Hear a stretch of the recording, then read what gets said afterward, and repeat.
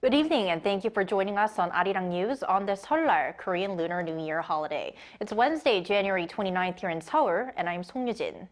Now today is Seollal Day, as mentioned before. It's when the holiday travel rush reaches its peak, with millions hitting the roads to reunite with loved ones. And we're seeing traffic conditions vary depending on the direction of travel, as those leaving Seoul are seeing smoother conditions, while congestion remains heavy for those returning to the capital.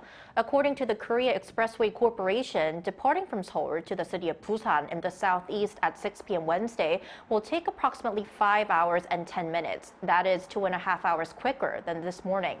Now, meanwhile, the trip for Busan to Seoul is expected to take 6 hours and 40 minutes. Traffic in both directions is forecast to ease late tonight.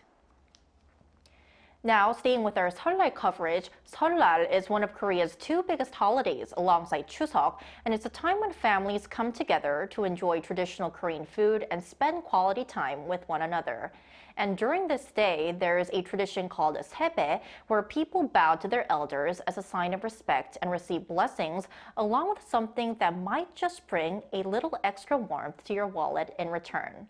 Our Park Gun-woo tells us what Sebae is. Want to start the Lunar New Year with good fortune? One of the simplest ways to do that might be through a bow of fortune, known as Sebae in South Korea. During Seollal, the Lunar New Year holiday, one of the biggest holidays here, people perform Sebae to show respect to their elders. Wearing the traditional Korean attire hanbok, you stand up and place your left hand above the right if you're a male, and the right above the left if you're a female. Then you kneel and bow. So this is how you do it. 다 같이 새해 복 많이 받으세요.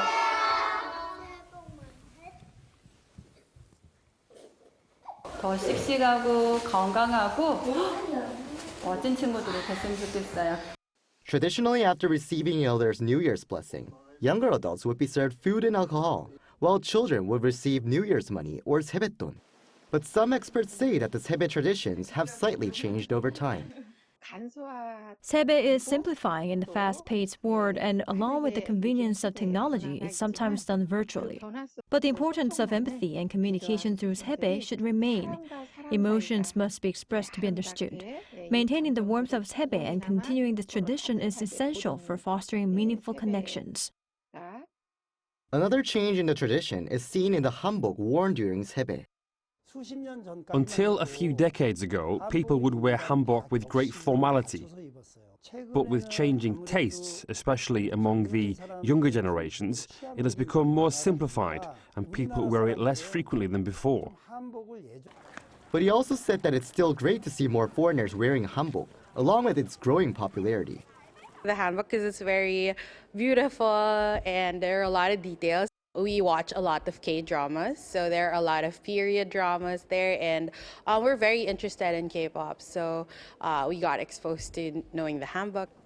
The hanbok designer also shared his hope that as foreigners like wearing hanbok, more Koreans will too, and that the design can continue to maintain the essence of tradition rather than becoming disconnected from Korean culture. Park Gun-woo, Arirang News. And now turning to the latest on the investigation into Tuesday night's Air Busan aircraft fire at Kimhae International Airport, South Korea's Ministry of Land, Infrastructure and Transport confirmed on Wednesday that neither the plane's wings nor its engine were damaged, which indicates that the fire was not caused by a fuselage issue. Now, passengers who were on board told Yonhap News they saw smoke and flames emerging from an overhead bin at the rear of the aircraft, with some speculating that a battery pack or another electric device may have been the source. And acting President Choi Sang-mok earlier in the day called for a thorough investigation and measures to prevent similar incidents. All 169 passengers and 7 crew members on the flight to Hong Kong were safely evacuated using emergency slides, though 7 sustained minor injuries. And now turning to the United States, President Donald Trump last week referred to North Korea as a nuclear power, raising concerns that this could signal a shift in Washington's long-standing policy of denuclearizing the regime. However, the White House says that President Trump remains committed to that policy. Our Lee Soo-jin reports. U.S. President Donald Trump could once again pursue the complete denuclearization of North Korea. White House National Security Council spokesperson Brian Hughes told Yonhap News Agency on Tuesday local time that Trump will pursue the complete denuclearization of North Korea, as he did during his first term.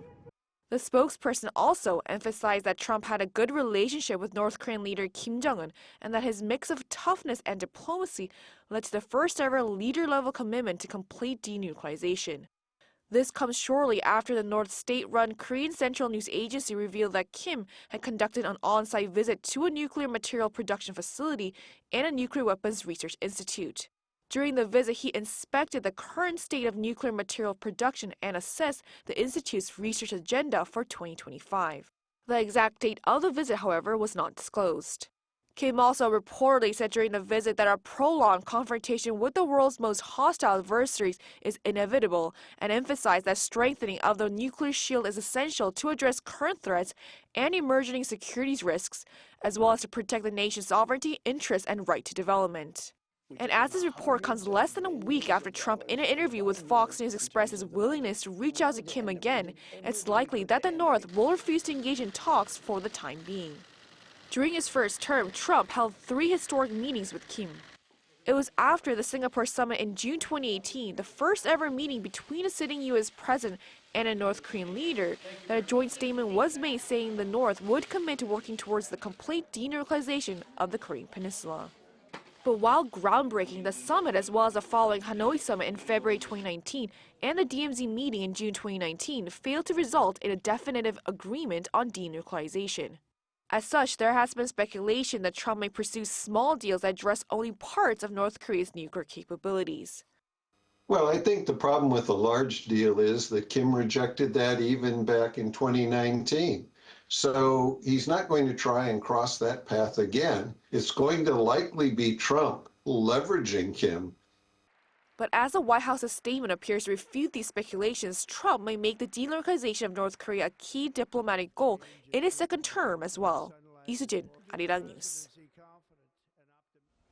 And staying with the Trump administration, a U.S. federal district judge has temporarily blocked the administration's plan to freeze all federal assistance. Judge Lauren Ali Khan on Tuesday local time issued an order to pause the plan until 5 p.m. on February 3rd after a lawsuit was filed earlier in the day by a coalition of nonprofit organizations that receive federal funds. The Trump administration on Monday night announced an abrupt halt on federal loans and grants while it conducts a review to ensure that the spending is in compliance with recent executive actions. Now, while the memo did not detail the specific programs that would be affected, it is unlikely that South Korean companies with existing subsidy and loan contracts with the U.S. government will be impacted.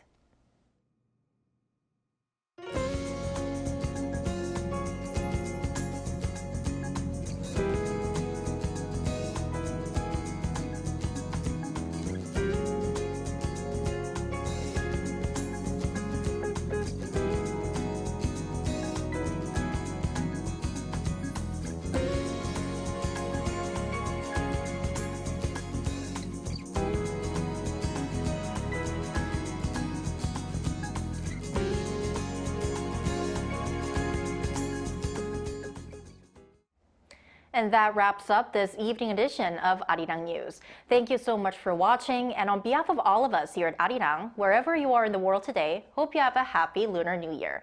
And Arirang News will be back tomorrow at noon Korea time.